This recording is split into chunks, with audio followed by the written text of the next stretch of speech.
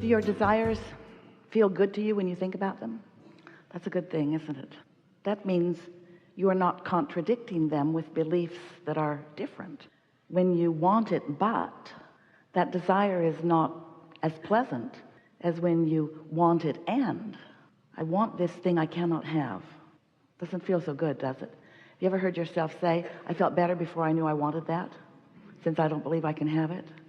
We want you to know that there is nothing that is off limits to you, and that if in fact your life experience has brought you to a place that you have identified a desire for something, it's well along the way. By the time you are verbalizing that you want it, a lot of momentum has already happened. A lot of important momentum that you, beautiful humans, in your human form, don't count usually, because you don't account for the momentum of contrast that caused you to put it together vibrationally bit by bit. You often don't account for all of the momentum that happened even before you were fully realizing that you wanted it. So by the time you are verbalizing, I really want this, when that idea comes to you, that fresh idea that felt so good for a minute, before you killed it with your doubt, that exhilarating feeling of recognizing that you have a desire for something, the majority of the momentum and the attraction power has already taken place. And now the bringing it into your realization, where you can see it and hear it and smell it and taste it and touch it, that's really the easy part. But so often you don't realize that because, dear hearts, you hold yourself in a holding pattern unnecessarily. You hold it away from you without meaning to, for one very simple reason. We're going to give it to you right here in the beginning. You want to know why? You don't often, always, often.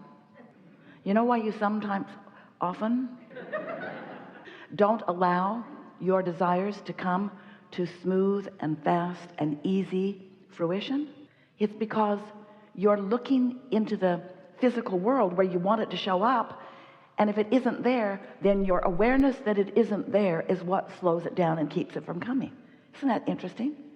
Because you get what you think about. So you want to ask yourself, am I thinking more about it being here, or am I noticing more that it isn't here yet? And you can sort of tell by the conversation that you hear coming out of yourself. Things like, I'll be glad when it gets here, or I'll be happy when such and such happens, then I will really be happy. And so if it's then, not now, think about it, then feel what's going on in your vibration. If it's later, not now. So sometimes you wonder, when we talk like this, from our place of already knowing that it is, but you don't know that it is yet because you can't see it. So from your point of view, often it isn't. Well, which is it? Is it or isn't it? Because it can't be both. And if you think that it isn't yet, then your vibration is different than if you accept that it is. You see what we're getting at? Sometimes we ask you to feel happy about it in its evolving. And you want to say, okay, but I'll be happier when it gets here. And we say, that's a little tricky, isn't it? Because are you more absence of it aware or presence of it aware? And this is really what we want to talk about, because it exists and it does have a vibrational presence, even though you have not yet allowed yourself to see it and hear it and smell it and taste it and touch it. Still, it exists. And so if you can feel it in its becoming rather than in its absence, it's sort of like, do you ever get in a car and take a trip somewhere, and for most of those many, many miles, you're not there yet. You're not there yet. But you're not driving along thinking about the absence of your destination, usually.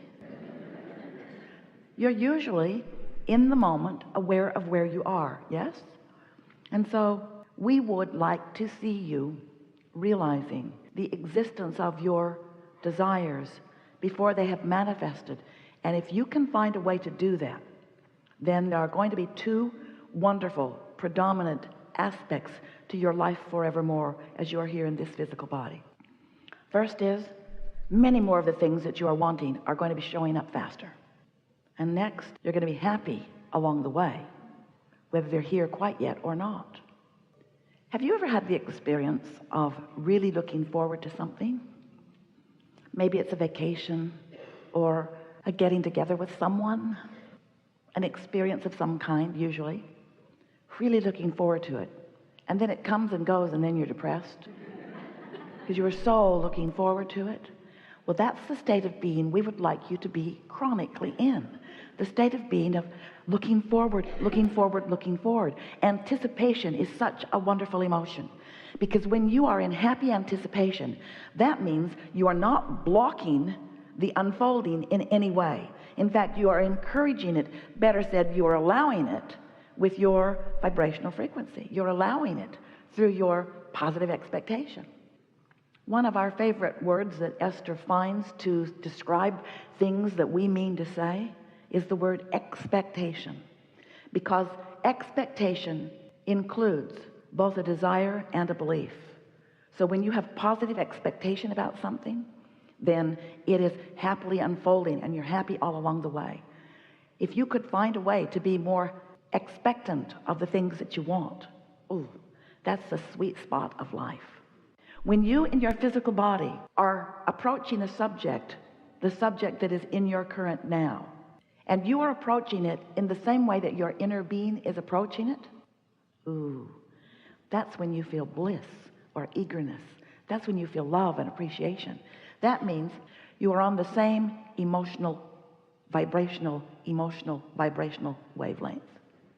But if your inner being is looking at what you're looking at differently than you're looking at it, for example, if you're really mad at someone and your inner being never is, then the negative emotion that you feel is your indicator that there are some conflicting vibrations going on. And that, in fact, is what resistance is. And you are the only one who can introduce resistance into your experience. And when you introduce resistance into your experience, you slow down who you are and what you want. It really is as simple as that. So the short version of this explanation of you, the creator of your own experience, is get happy and stay there, and good things will come to you. We've enjoyed this interaction immensely. Go forth and ponder and practice. So when you realize that you can tell in every moment what you're doing, then you can begin to shift your vibration just a little bit. You know how when you're driving down the road, you drive? Esther loves driving. You're driving down the road, and a lot of momentum has happened before this moment. In other words, the roadways have been paved usually, and there are lanes that are defined usually, and you have an efficient machine that you are driving usually. So as you're moving down the road, if you begin to drift off into the grass, usually you do something about correcting that. And the more alert you are, the more effective, efficient you are at it. So when you drive, you usually stay in your lane, don't you? And you usually don't drive over the top of the car in front of you. You usually don't try to occupy the same space with another vehicle at the same time. You've learned some of it, but you intuitively know how to place yourself as you're moving along. The other morning, Esther awakened. We should tell you what happened before that. She went to sleep before she awakened. We should tell you what happened before she went to sleep. She watched television. Dun, dun, dun. She was watching something to do with the political stuff. And then she thought, I can't take it anymore. And she turned it off.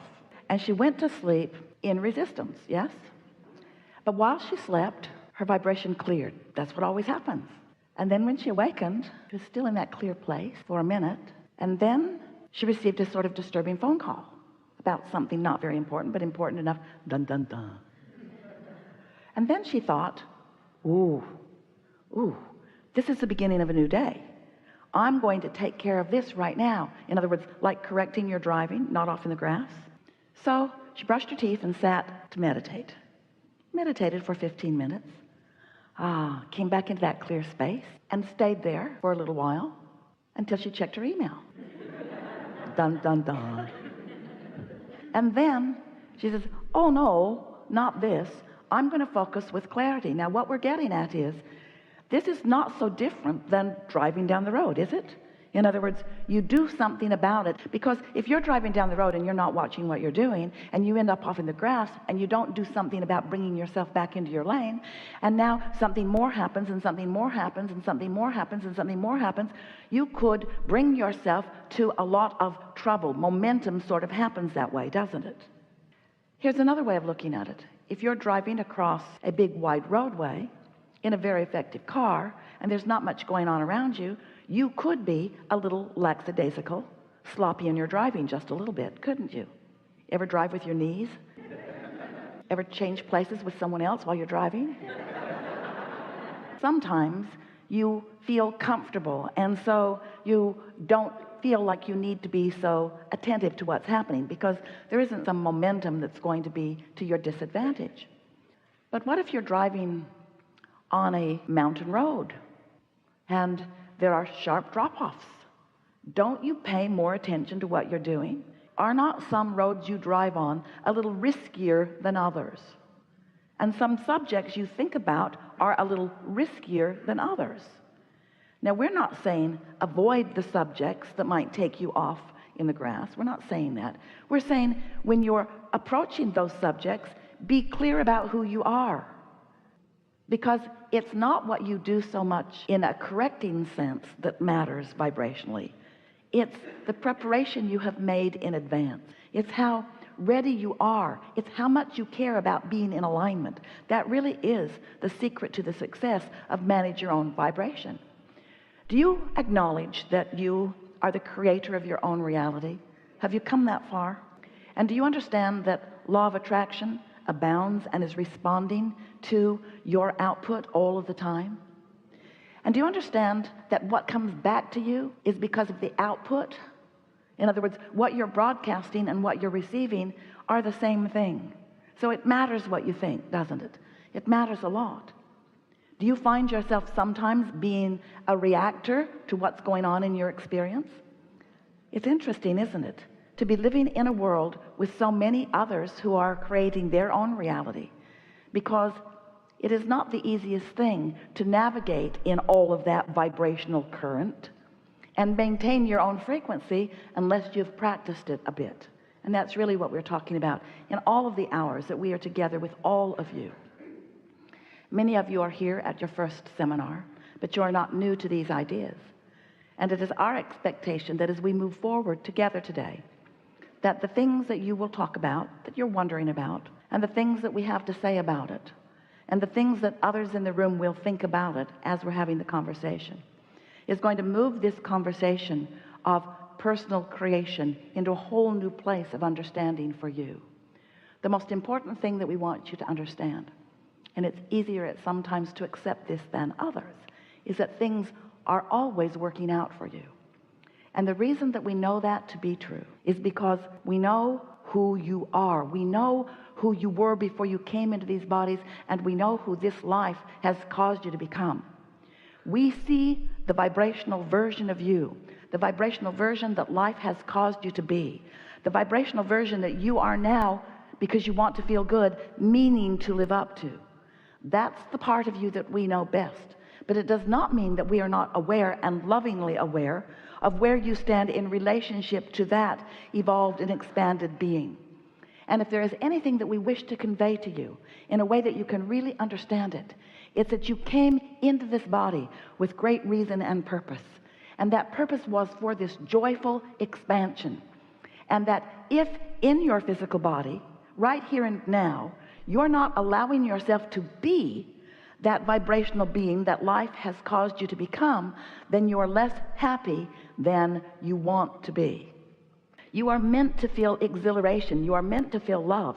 You are meant to feel passion. You are meant to be excited about life. You are meant to attract wonderful things and experiences and others into your life experience. Life is supposed to feel good to you. That was your plan.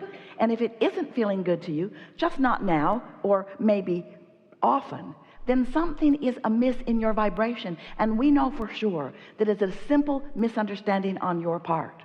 We know that you have diverged from the understanding of worthiness about yourself. And so that is our reason for playing with you in this way. We want to help you to feel who you really are And we want you to stop beating up on yourself for anything that you have not yet figured out how to allow into your experience.